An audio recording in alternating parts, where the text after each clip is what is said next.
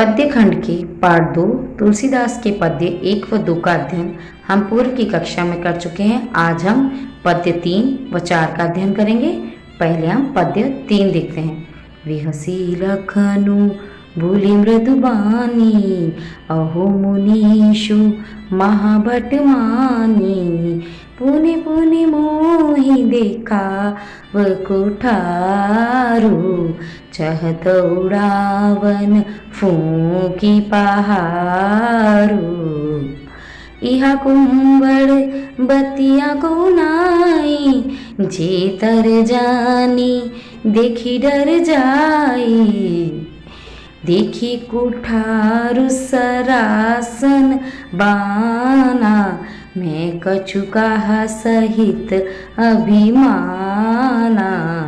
भृगुसुत समझी जनेऊ बिलो की, जो कछु कहु सयौरिस रोकी, सुर महिसुर हरि जन अरुगाई, हमरे कुलइन पर न सुराई, बधे पापु अप कीरति हारे, मारतऊ पा परई तुम्हारे, कोटि कुलिश सम बचन तुम्हारा, व्यर्थ धरहु धनु बाण कुठारा। जो बिलो की अनुचित कहेऊ, क्षमयु महामुनि धीर, सुनि सरोस भृगवंश मणि, बोले गिरा गंभीर। इसके बाद हम शब्दार्थ देखते हैं।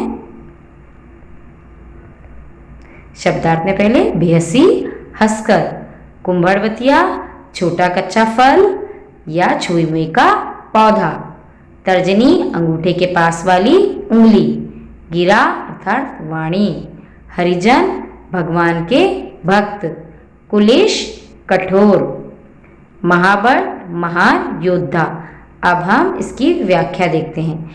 लक्ष्मण ने हंसते हुए कोमल वाणी में कहा, आहा महामुनि, आपको तो निश्चय ही महान योद्धा मानना पड़ेगा, अथवा आप तो निश्चय ही महान योद्धा हैं।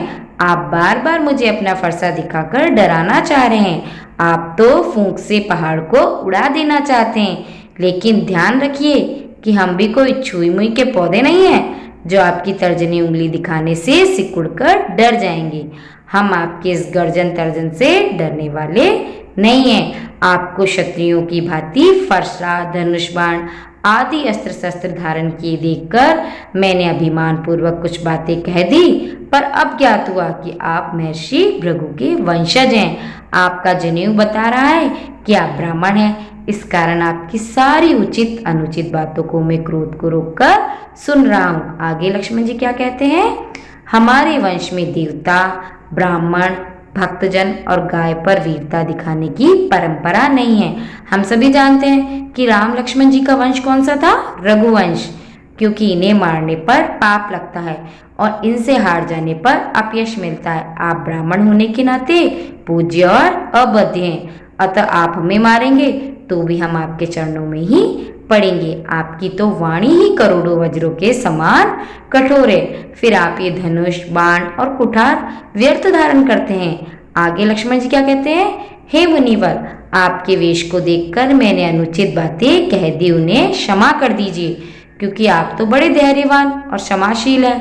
लक्ष्मण की ये व्यंग्यमयी बातें सुनकर भृगुवंश में श्रेष्ठ परशुराम क्रुद्ध होकर गंभीर वाणी में कहने लगे। अब क्या कहा उन्होंने, ये हम पद्य 4 में देखेंगे। लक्ष्मण परशुराम संवाद पद्य 4। कौशिक सुनहु मंद यह बालकु, कुटिल काले बस निज कुल घालकु, भानु वंश राकेश कलंकु, निपट निरंकुश अबुध असंकु, काल कवलु होई क्षण माई, कहूँ पुकारी खोरी मोरी नाही, तुम हट कहू जी चहु बारा, कही प्रताप बल रोषु हमारा, लखन कहे वो मुनि सुजस तुम्हारा, तुम्हें छत को बर नहीं पारा। अपने मुँह तुम आपनी करनी, बार अनेक भांति बहुबरनी। नहीं संतोषु तपुनि कछु कहयो, जनि रिस रोकी दुस दुख सहौ। वीर भृति तुम धीर अछोबा, गारी देत देत न पावहु शोभा। सूर समर कर नी करही, कहीं न जना वही आपू। विद्यमान रन पाई रिपु, कायर कतहि प्रतापू। अब हम शब्दार्थ देखते हैं। ये विश्वामित्र जी का हमें चित्र दिख रहा है। कौशिक विश्वामित्र जी, मंद मूर्ख या बुद्धिहीन, रिपु शत्रु, गारी देत गाली देते हुए, राकेश अर्थात चंद्रमा, घालकू नष्ट करने वाला। अब हम इसकी व्याख्या देखते हैं। परशुराम ने विश्वामित्र से कहा, हे विश्वामित्र, ये बालक लक्ष्मण बुद्धिहीन और कुटिल स्वभाव काल के वश में होकर अपने कुल का भी नाश कराएगा। ये सूर्यवंश रूपी चंद्रमा में कलंक के समान है। ये अत्यंत मूर्ख और निडर है। ये क्षण भर में मेरे हाथों मारा जाएगा। मैं पुकार कर कह रहा हूं कि फिर मुझे दोष मत देना। यदि आप इसे मेरे से बचाना चाहते हैं तो इसे हमारे प्रताप, बल और क्रोध का परिचय कराकर रोक लीजिए। इस प्रकार परशुराम जी विश्वामित्र जी को कहने लगे। यह सुनकर लक्ष्मण ने कहा, हे मुनि, आपके रहते हुए आपके यश का वर्णन और कौन अच्छी प्रकार कर सकता है। आपने अब तक अपने कार्य की प्रशंसा की है, फिर भी यदि आपको संतोष न हुआ हो तो आप और कुछ कहिए। आप अपने क्रोध को मन में दबाकर असहनीय दुख मत सहिए। आप तो वीरता का व्रत धारण करने वाले हैं, धैर्यवान हैं और शुद्ध ना होने वाले हैं।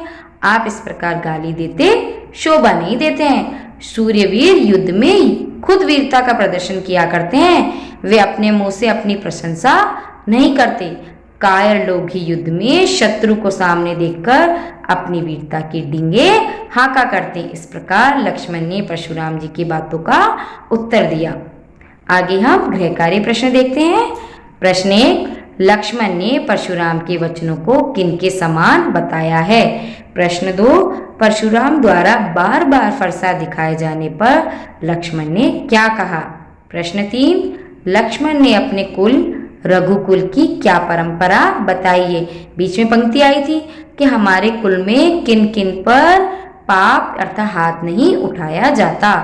यह कुंभड़बतिया को नाई कहने से लक्ष्मण का क्या आशय है।